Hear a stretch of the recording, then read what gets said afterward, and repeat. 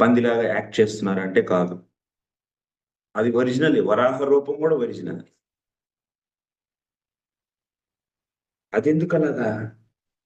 అన్నీ తెలిసినప్పుడు డైరెక్ట్‌గా ఎళ్ళిపోయి లేపేయొచ్చు కదా! భూమాత తీసుకొచ్చి ఒరిజినల్ ప్లేస్‌లో పెట్టేయొచ్చు కదా! ఇది అత్యంత విడంబన. ఇది ఎవరికీ తెలీదు. ఈ యొక్క సిద్ధాంతం అనేది ఎవ్వరికీ తెలీదు. దీన్ని ఆస్వాదించడమే. ఆ సర్వ కారణ కారకుడు, దేవాతి దేవుడైనటువంటి భగవంతుడు అబ్బా! ఇప్పుడు వరాహ రూపంలో ఉన్నారిక్కడ. ఇది గూడా వాస్తవం ఇది. వాస్తవ సూకరః. అదేదో మళ్ళీ ఇప్పుడు సూకరంగా మారకపోతే ఆయనకి ఎతకడం రాదు, తెలీదు అనేం గాదు. ఇట్లా వరాహంలాగే ఉంటేనే అప్పుడు మనకి ఆయన వెతకగలుగుతాడు భూమిని. లేకపోతే ఇట్లా కృష్ణుడిలాగా ఉండి, లేతే విష్ణువులాగా ఉండి డైరెక్ట్‌గా ఎళ్లి చూడలేడు అని అదేం లేదు. సర్వజ్ఞుడు ఆయన మరి. సర్వజ్ఞత్వేపి వాస్తవ సూకర ఏవ ఆభూర్యం. ఇదేంటి అంటే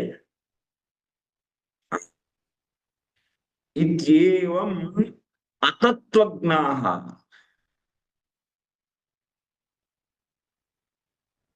సో, నిన్ను నమ్మని వాళ్ళు వీళ్ళందరూ ఏమనుకుంటారు మిమ్మల్ని చూసి? భగవంతుడి కర్మ కాలి అలా వరాహుడుగా మారిపోయాడు అని అనుకుంటారు.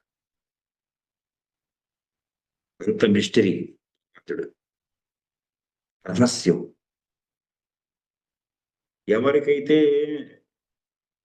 దృఢమైనటువంటి విశ్వాసం అనేది ఉండదో, అలాంటి వాళ్ళందరూ ఫెయిల్ అయిపోతారు ఇక్కడే. పడిపోతారు.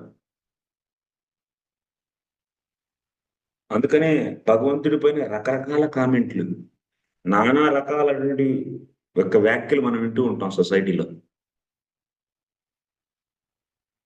వాళ్ళంతా ఏమనుకుంటారు భగవంతుడిని? కర్మాధీనం జీవమేవ మన్యంతే. ఆయన కూడా జీవుడే.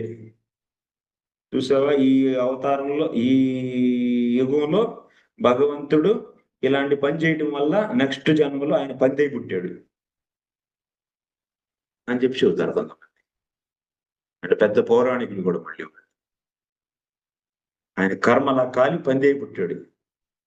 అది గాంధారి యొక్క 100 మంది పిల్లల్ని చంపించాడు కాబట్టి ఆయన బాణం తగిలి చచ్చిపోయాడు. ఇది. పోయేవాడు చంపేసాడు. దిక్కులేని చావు చచ్చిపోయాడు ఇంకొంతమంది.